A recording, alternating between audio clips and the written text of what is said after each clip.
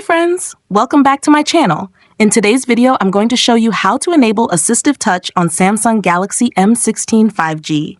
If you're new here, don't forget to subscribe and give this video a thumbs up. Now, let's dive in. Step 1. First, unlock your phone and open the Settings application. This is where you can find various customization options for your device, including display settings, privacy, security, and of course, Assistant menu. Step 2. Now, locate the search icon in the top right corner and tap on it. The search feature makes it much easier to find specific options without having to scroll through multiple menus manually. Step 3. Now in the search bar, type Assistant menu. You may see other suggestions pop up like Wi-Fi, Bluetooth, or wallpaper, but don't get distracted. You're looking for the one labeled Assistant menu. This is Samsung's version of Assistive Touch. Step 4. Now tap on Assistant menu from the search results. This will open up the settings page specifically for Assistant menu.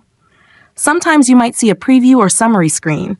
If that happens, just tap again to go directly into the full customization options. Step 5. For the last and most important step, unfortunately this is turned off. Tap it to enable the Assistant menu. You might also be asked for permission, so go ahead and allow it if prompted. Once activated, a small floating icon will appear on your screen. You can tap this anytime to access useful shortcuts like Home, Back, Volume, Lock Screen, and more.